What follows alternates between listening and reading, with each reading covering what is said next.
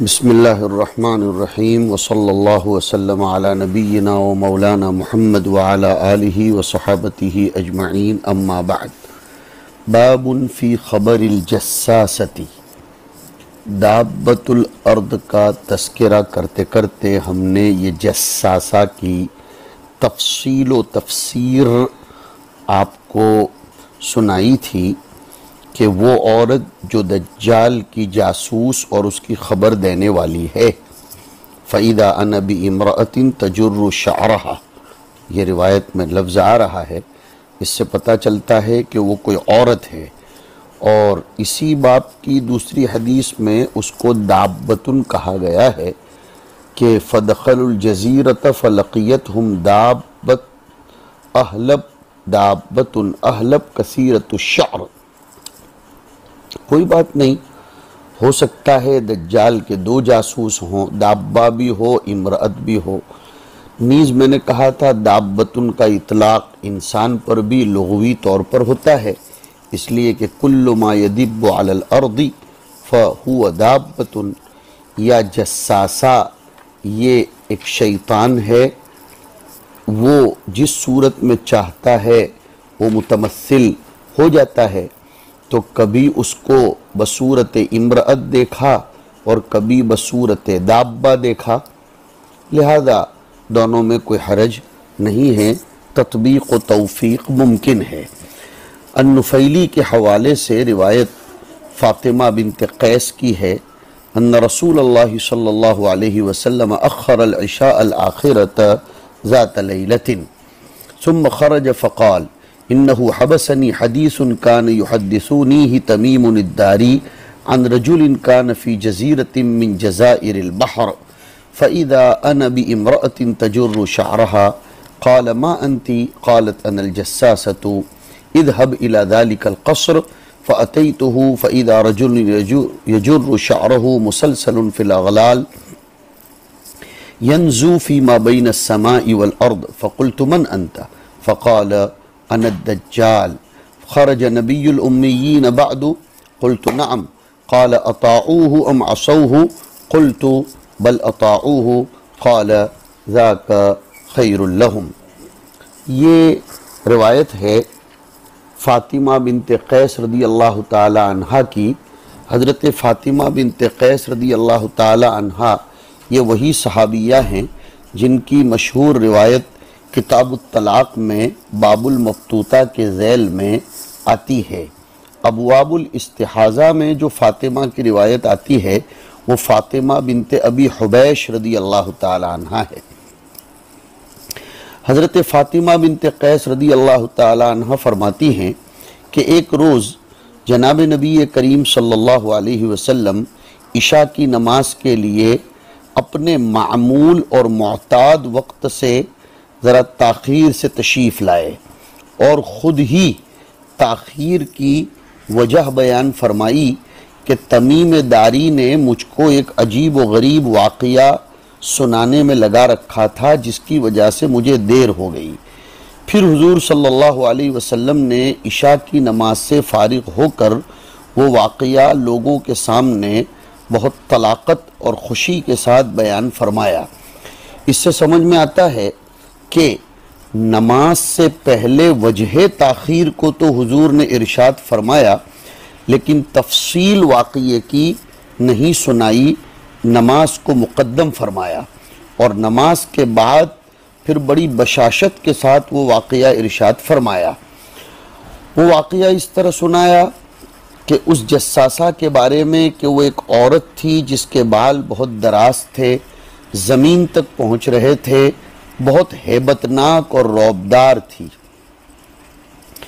और वाक़या पूरी तफसील से इस तरह है कि हुजूर सल्लल्लाहु अलैहि वसल्लम ने नमाज के बाद मिंबर पर तशरीफ़ फरमा होकर ज़ेरे लब मुस्कुराते हुए फरमाया कि हर शख्स अपनी अपनी जगह बैठा रहे।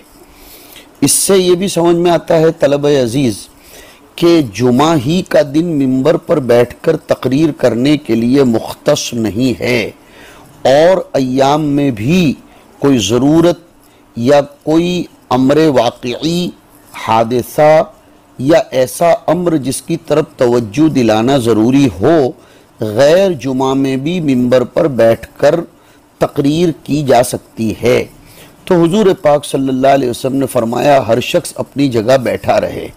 ये हर शख्स अपनी जगह बैठा रहे का ऐलान करने से हमारे दावत व तबलीग के साथियों का ऐलान करना या इरशादी और दावती मजालिस के इनइकाद पर मस्जिद में बैठे रहने का ऐलान करना साबित हो रहा है। फिर उसके बाद हुजूर ने फरमाया, मेरा मकसद इस वक्त आप लोगों के सामने उस वाक़ये को बयान करना है जो मुझसे तमीम दारी रदी अल्लाह ताला अन्हु ने आकर सुनाया और फरमाया हुजूर ने कि तमीम दारी एक नसरानी शख्स थे। ये मेरे पास आए और मेरे हाथ पर मुसलमान होने की बैत की और वो वाक़या भी उन्होंने सुनाया जो मैं तुमसे दज्जाल के बारे में कहा करता था। उन्होंने मुझसे यूँ बयान किया कि वो एक कश्ती में दरियाई सफ़र कर रहे थे। कबीले लखम और जुज़ाम के 30 आदमी उनके साथ थे। समंदर मुखालिफ हवा पर चला, सिमते मुखालिफ में उसकी हवा चल रही थी, मौज भी बहुत तुग़यानी से चल रही थी। तो ये लोग समंदर में 1 महीने तक अपनी कश्ती के साथ इधर उधर घूमते फिरते रहे। एक दिन उन्होंने ऐसा किया कि अपनी कश्ती को एक जजीरे के करीब जाकर शाम के वक्त लंगर अंदाज कर दिया कि अब यहीं ठहर जाएं, अपन इधर उधर फिरते फिरते थक गए हैं। दूर से जजीरा उन्हें नज़र आया था तो उन्होंने उस जजीरे के पास जाकर अपनी कश्ती का लंगर डाल दिया। फिर उस बड़ी कश्ती में से छोटी कश्ती में बैठकर उस जजीरे की आबादी और बस्ती में दाखिल हुए। इससे भी उस ज़माने में बड़ी और छोटी कश्तियों का सबूत मिलता है। इस दौर में भी बहुत सी जगहों पर ऐसा है कि लोग बड़ी कश्तियों से उतरकर छोटी कश्ती का सहारा लेते हैं और अपने ज़माने में यूँ समझेंगे कि ट्रेन में से या बड़ी बसों में से उतरकर रक्षा लेकर शहर में जाते हैं। और होना भी ऐसा ही चाहिए कि शहरों में बड़ी सवारियों को जल्द दाखिले की इजाज़त नहीं मिला करती। मेगा सिटीज़ और बड़े शहर जो होते हैं वहाँ सुबह 8 से लेकर रात के 8 या 10 बजे तक बड़ी बड़ी ट्रकों और बड़ी गाड़ियों की एंट्री ममनू होती है। हुजूर पाक सल्लल्लाहु अलैहि वसल्लम और आपसे पहले के ज़माने में सहाबे किराम और उस दौर के लोगों की अक्लमंदी, ट्रैफिक के कवानीन वग़ैरह भी इससे साबित होते हैं। लिहाजा ये नहीं समझना चाहिए कि ये सब जदीद अक्ल और जदीद समझ ही के तकाज़े हैं। बहरहाल ये बात मैंने आपको तकरीब इलल फ़हम के लिए समझाई। उसके बाद छोटी कश्ती को लेकर वो लोग तशरीफ़ ले गए, चले गए उस जजीरे में। तो जब ये लोग उस जजीरे में पहुँचे तो वहाँ उन्होंने एक औरत को देखा, बहुत बालों वाली डरावनी शक्ल की थी। उन्होंने उस औरत से पूछा कि यार ये क्या मुसीबत है तेरी, तू तो बहुत बला की लग रही है, बहुत मुसीबत वाली लग रही है। तिरमिज़ी शरीफ की रिवायत में तो यूँ आता है कि उस औरत ने कपड़े भी बहुत पहने थे। या तो कसीरतुल मलाबिस उसको कसरत शार से किनाया किया गया है या मुबालगे का सेगा है कि लोगों को मुगालते में डालने वाली थी, वो मक्कार थी, इसलिए उसने बहुत से कपड़े पहन कर रखे थे। तो उसने कहा मैं तो जस्सासा हूँ, यानी मैं दज्जाल की जासूस हूँ। और कहने लगी जाओ, वो आदमी जो उस गिरजाघर में है वहाँ जाओ, वो तुमसे ख़बरें सुनने और बातें सुनने का बड़ा मुश्ताक़ व मुंतज़िर है। वो बाहिर की ख़बरें सुनना चाहता है कि दुनिया में क्या हालात चल रहे हैं और क्या क्या इनकलाबात आते हैं। तमीम दारी फरमाते हैं कि जब उसने रजुल का लफ्ज़ बोला कि जाओ उस शख्स के पास, तो हम डर गए कि शायद ये आदमियों में से नहीं बल्कि जिन्नात में से है। बहरहाल हम उसकी निशानदही उस औरत की तायीन के मुताबिक उस गिरजाघर की तरफ तेज़ी से चले। वहाँ क्या गए, हम देखते हैं बहुत बड़ा जुस्से वाला, जिस्म वाला इंसान है, उस जैसा हमने कभी देखा ही नहीं था। वो अपनी खलकत के एतबार से भी बहुत बड़ा था और सख्त तरीक़े से वो जकड़ा हुआ था।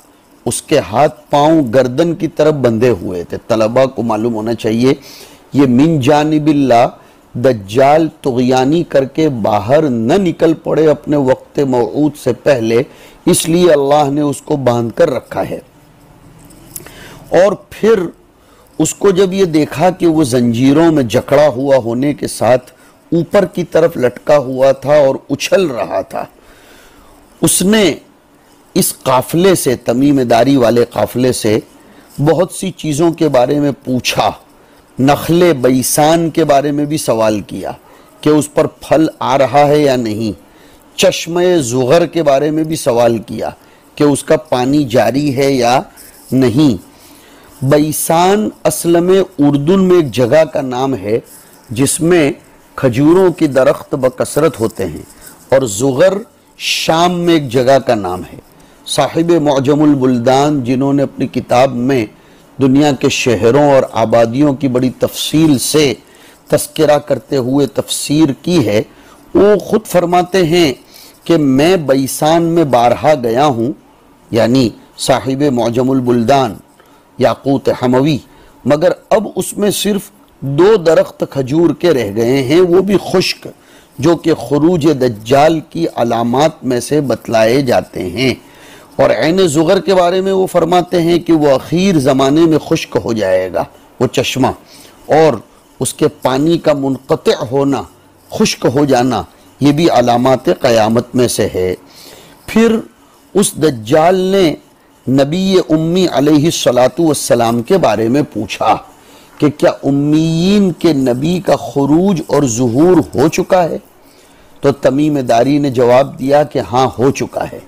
फिर उस पर दज्जाल ने उनसे पूछा कि दुनिया के लोगों ने, उसकी आबादी के लोगों ने उसकी इताअत की है या उसकी मुखालफत कर रहे हैं? तमीमदारी ने जवाब दिया कि नहीं भाई, वो तो मुता है, लोग उनकी बातों को मान रहे हैं। दज्जाल खुद बोला, बहुत बेहतर है, उनका इताअत करना ही लोगों के हक़ में बेहतर है। इससे बच्चों देखो, कभी कभी हकीकत कज़्ज़ाब की ज़बान पर भी आ ही जाती है। ये अल्लाह रब्बुल इज़्ज़त की तरफ से निज़ाम है कि झूठे आदमी की ज़बान पर भी अल्लाह कभी कभी हकीकत का इजहार करवा देता है। और यहीं से वो अरबी का मक़ूला मशहूर है कि वल फ़द्लु मा शहीदत बिहिल आदाउ। अब वो दज्जाल खुद ही इस वफ़द से कहने लगा कि मसीह दज्जाल मैं ही हूँ और अनकरीब मुझको यहाँ से निकलने की इजाज़त मिलने वाली है। इससे हमें पता चलता है कि दज्जाल बहुत पुराने ज़माने से दुनिया में मौजूद है और बाज़ जज़ीरों में वो महबूस और मुक़य्यद है। क़यामत के करीब वो अपने वक्त पर खुरूज व ज़ुहूर करेगा। और इससे ये भी साबित होता है, मेरी गुज़श्ता कल वाली बहस को याद कीजिए, कि इब्ने सय्याद और दज्जाल दोनों अलग अलग हैं।